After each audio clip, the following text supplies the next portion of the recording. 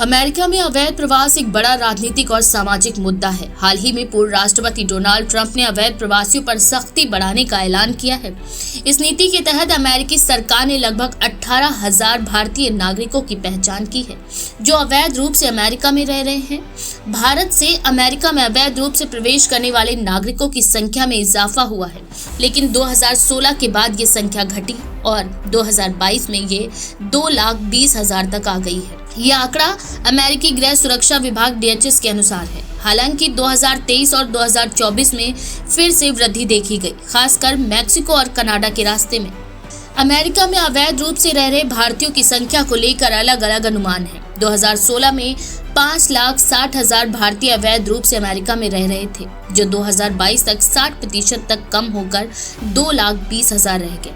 America के कुछ राज्यों में अवैध रूप से रह रहे भारतीयों की संख्या ज्यादा है, जिसमें कैलिफोर्निया में 1,12,000, टेक्सास में 61,000, न्यू जर्सी में 55,000, न्यूयॉर्क में 43,000, इलिनोइस में 31,000 है। टेनेसी, इंडियाना, जॉर्जिया, विस्कॉन्सिन और कैलिफोर्निया में 20% से अधिक भारतीय प्रवासी अवैध रूप से रह रहे हैं। बात करें अगर अवैध रूप से अमेरिका जाने के तरीकों की, तो 2010 के बाद से मैक्सिको के रास्ते अमेरिका आने वाले भारतीयों की संख्या बढ़ी है। 2023 में अमेरिकी मैक्सिको सीमा पर भारतीयों की मुठभेड़ रिकॉर्ड स्तर पर पहुंच गई। कोयोट नामक मानव तस्कर गिरोह भारतीयों को अमेरिका में घुसाने में मदद करते हैं। वहीं 2024 में कनाडा अमेरिका सीमा पर भारतीयों की संख्या कुल भारतीय क्रॉसिंग का 36% हो गई, जबकि 2022 में ये सिर्फ 4% थी। कनाडा में वीजा प्रक्रिया आसान है, जिससे भारतीय पहले कनाडा जाते हैं और फिर अमेरिका में जाने की कोशिश करते हैं। भारत के अमीर राज्यों पंजाब और गुजरात के लोग ज्यादा प्रवास कर रहे हैं। अमेरिका में नौकरी और उच्च वेतन की उम्मीद लोगों को अवैध तरीके अपनाने के लिए मजबूर कर रही है। साथ ही अमेरिका में मौजूद प्रवासियों के रिश्तेदार भी लोगों को बुलाने में मदद कर रहे हैं। एजेंट और मानव तस्करी नेटवर्क भी सक्रिय है। भारत में गुजरात और पंजाब में एजेंट्स का नेटवर्क लोगों को अमेरिका पहुंचाने का दावा करता है। अमेरिका जाने की फर्जी स्टूडेंट वीजा स्कीम भी बढ़ी है। 2021 में सिर्फ 5,000 भारतीयों ने शरण के लिए आवेदन किया था, लेकिन 2023 में ये संख्या बढ़कर 51,000 हो गई। सबसे ज्यादा शरण पंजाबी और गुजराती भाषी प्रवासियों ने मांगी है।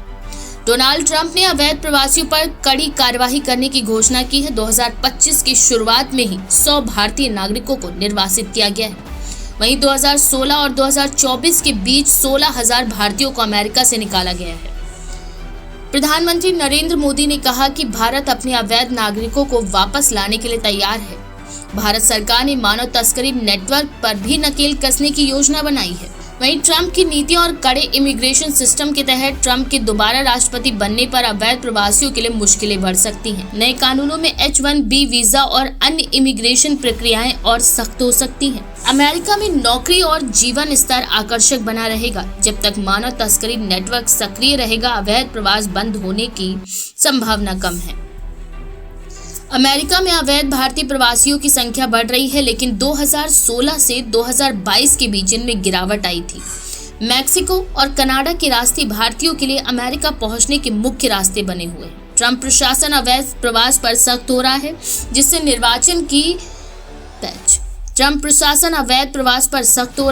निर्वासन की घटनाएं बढ़ सकती हैं। भारत सरकार मानव तस्करी पर कार्रवाई की तैयारी कर रहा है। सवाल ये उठता है कि क्या भारत और अमेरिका मिलकर इस समस्या का समाधान निकाल पाएंगे? ये देखना अभी बाकी है।